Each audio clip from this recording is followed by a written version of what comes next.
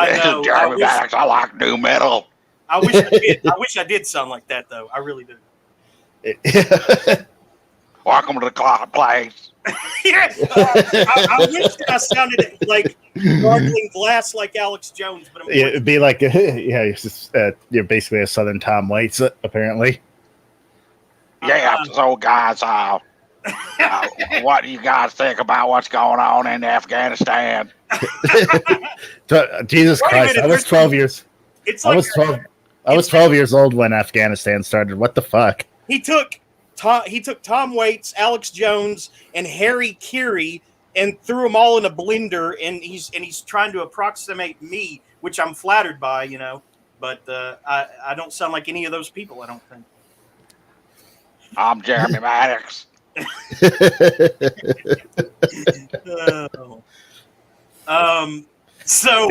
Why did that make you cry? Why did that clip of me singing and having a good time make you cry? Is it because I was having a good time for a change?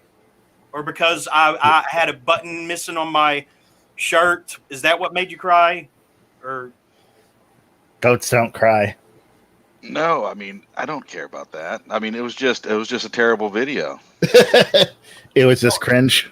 Then yeah, it was cringe, I guess. Is what I know everything I do will always be cringe, but it's funny that most people high-fived me on that. Well, I was having a good time for a change, and some of my friends want me to sing in a band. I'm not saying that I'm that good, but they seem to think so. I mean, if you were to sing in a band, I'd be interested in seeing that. Uh-huh. But I'm not interested in seeing you on the patio or whatever the hell you're doing by a grill, drunk at 3 o'clock in the morning, sweaty and weird acting. That was fun. That was the most fun I've had in a while. while. I'm glad you had fun doing it. I just didn't. No, but fucking some family member got all up in arms about it, like some gated community type reaction. Like, yeah. Well, so what was that about? Because I mean, I really don't care. Because I know. No, he was just teasing you for posting cringe. Yeah, exactly. All right. Well, everything I do will always be cringe. Then I don't care. That's why we love you. You're the Cringe Master 9000. Right. Yeah, exactly. But then some of your real life takes are incredibly cringe. So I mean, and that's intentional. So in a time where to be base is to be evil, to be cringe is the only thing you can be. So good, who got on you? I mean, what did the people say that they genuinely had a problem with you acting like a fool? You know what? I'm not gonna say who it was, just that it was a family member. But what did they say?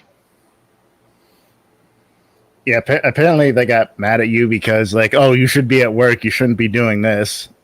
I'm gonna read. I'm gonna read what they wrote without actually saying who it is. Okay.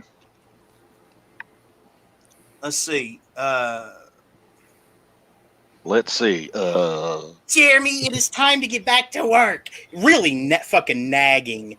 You shouldn't be drinking at home alone nor posting it on Facebook. First off, I didn't bust out the phone and start recording. My friend did. Yeah, you weren't alone there. Yeah, you weren't alone. Someone recording. Somebody laughed at you. Right.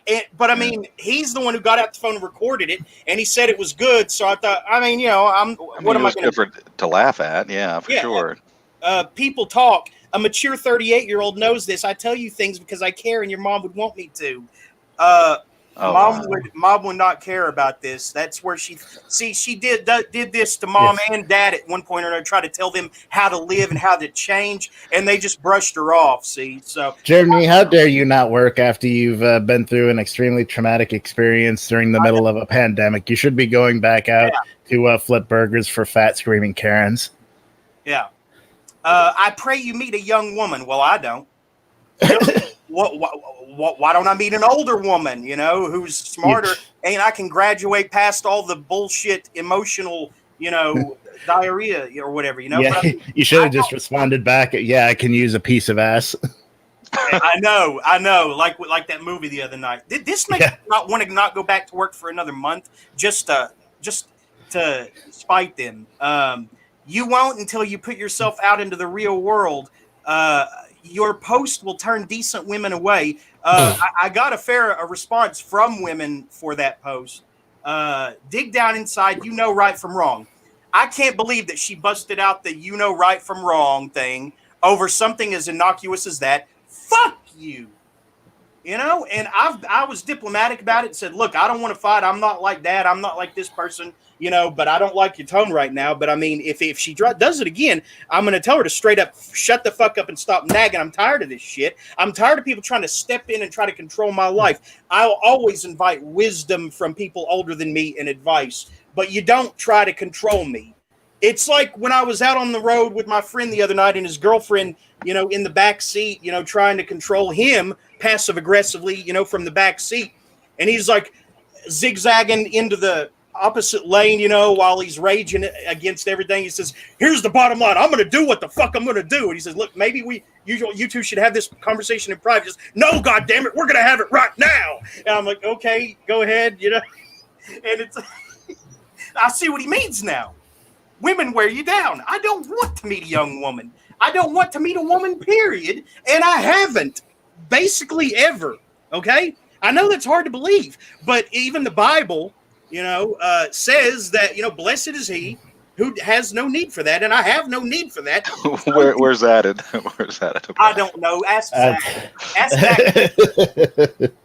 That's when I think St. Paul or something said that. I don't care. It's enough to me to have my friends back. And I finally found an old friend, reconnected with an old friend who didn't get all, rearranged from starting a family or whatever. He's older than me, and he's never started a family, which I thought, because the day he came and found me, I was passed out in this house, and so I probably would have died if he hadn't come that day. But the point is that for something as innocuous as like coming back to life and singing the same night when I thought, I was developing narcolepsy or something, I mean, that's pretty extraordinary, and I've felt good ever since. So, yeah, you're way out of line on this one, family member. I'm sorry if you live in a gated community where, Neighborhood Watch reports on all your extended family, and all your connections, but you're way off base on this one, and I will go back when I am good and goddamn ready, which may be 2 weeks from now, or maybe 2 months from now. I don't know yet. I've got a to-do list, and I'm working through it as doggedly as I can with all the, policies and red tape in place that our generation has to suffer through that yours didn't to make your way. So,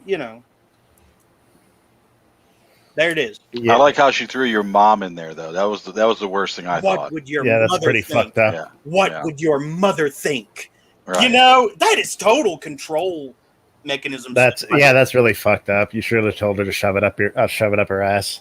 And like I said, I mean, if it happens again, I will. If it happens again, I will. She's been very helpful, but she's not going to hold things over me to get me to comply. That is not going to happen. I'm going to put myself on a firm as fuck deadline and try to finish Esper in a week or two while I'm getting the car fixed, while I'm getting some home repairs done, this and that, and hopefully getting back, placing my feet back into a slow transition back into the workforce.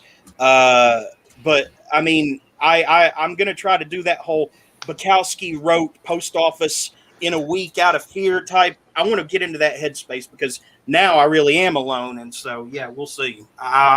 It'll be ugly. It'll be probably a rough draft, but I want to do it while I still can, while I still have the opportunity. Yeah. Yeah. And if you, excuse me, if you have the money to, you could either check into a hotel or an Airbnb for a week or a couple of days to get as much writing done then as possible. I might do that. Malik does. I may do that. I may, stop to feed the cats, and then go back. Yeah, I might do something like that. You get a lot of people stopping by your house or something? Because, I thought you were alone in your house. Why would you need to rent a place? It's a thing to get out of the home space and get into a temporary space where you are not nagged by the what's the word? The usual, the right. Familiar. Yeah. Plus, right? Change of scenery. Yes. Yeah. Yeah. Plus, you're investing money into the place, so you feel the need to get the work done. Yeah.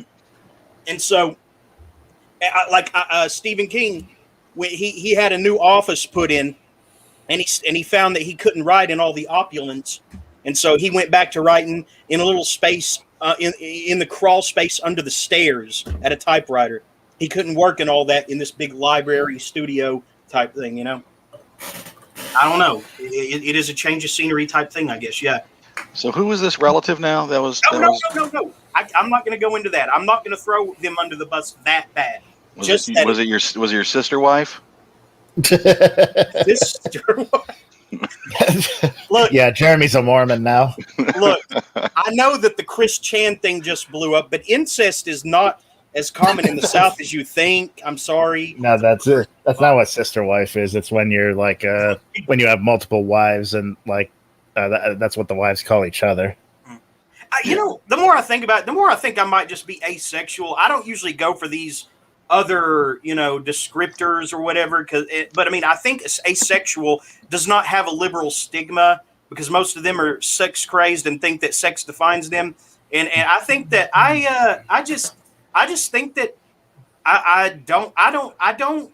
Sex is not a thing, you know. In not even, you know, auto anymore. It's just not. So I think maybe I'm asexual. Maybe I aged into asexuality. I don't know. I feel good about it though.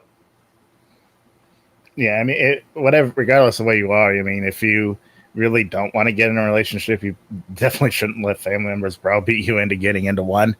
Yeah, like, I never said a word about trying to attract a mate. What? I never said a word about that. That's her projecting or something. I mean, did they ever say this to you? Christian woman to, you know. I mean, did they ever like give you that lecture before your mother passed and your dad had to go into a home? Once, but it wasn't so manipulative. It was just gentle, you know. You might meet a woman, this, that, you know, and you know, you don't even have to have sex. You just be friends, and I'm just like, none of this appeals to me. Not the friends, not the sex, nothing. I don't want any of it, you know.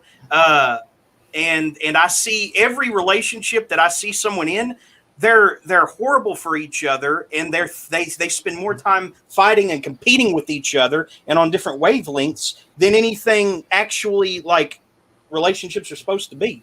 And so I don't see that. You know, I got a few animals, I'm good. And you know, I don't know if you want to throw that in there. No, he's not going to pull a Shane Dawson on any of his cats. I meant that in a Kerouac, Big Sur kind of, look, lady, I just want to go home and die with my cat type of, that kind of animal love. Yeah, I mean, it sounds like, you know, since your mom and dad aren't really in the picture anymore, that she's like trying to step in and take the role when, you know, you're almost 40. You don't need a parent. Yeah. I know, and that's the thing. I'm starting to learn. Yeah, I mean, you look like 50 too, right? So I mean, I look 50. You look like shit. How do I look 50? No, you don't. You look around. It was a joke. Yeah. Okay. Because I was told I looked like 29 still, where like I haven't been in, you know, all these age, you know, like life aging, you know, soul sucking, you know, relationships. That's somebody told me that the other day. It's just because you can't grow a beard. Well, yes, I can grow a beard. It sounds like it's just one of your drug addict friends talking shit. Is really what it sounds like. Well, that might not be too far off the mark, but anyway. And it's also probably because you look like you still got most of your hair. So. Yeah, I do, but I can grow a beard if I want to. I just prefer to shave. I never liked beards either. Fascinating. Yes. So are we good with all this like couch therapy? So tell me about your mother type of shit. No, I mean, I think that's something you needed to vent about because the way she was bugging you while we were trying to watch the movies was, you know, was pretty fucked up. So, what movies were you gentlemen watching, and maybe you know, they were very timely and very accurate to what I was going through at that exact moment. First up, like Lars and the Real Girls. Is that what it was? Factotum with Matt Dillon as Henry Chinaski. Was that any good? Well, yeah, I liked it. I liked it better than the second offering, which was also about Henry Chinaski, Charles Bukowski's fictional counterpart. Barf. Yeah, but with Mickey Rourke, Bukowski wrote that one himself. So you're saying Factotum is better than Barfly? Yes. Have you seen? I have seen Barfly. I like that. Yeah, I would say I would say I like Barfly a little bit more, if anything, because it felt a little truer. It was a lot grimier. Mickey Rourke looked a lot more like I would expect Chinansky to look. Like at the beginning, he gets in Chinansky gets in a bar fight, and he spends the whole movie with like his knuckles bruised up, his lip split, and a black eye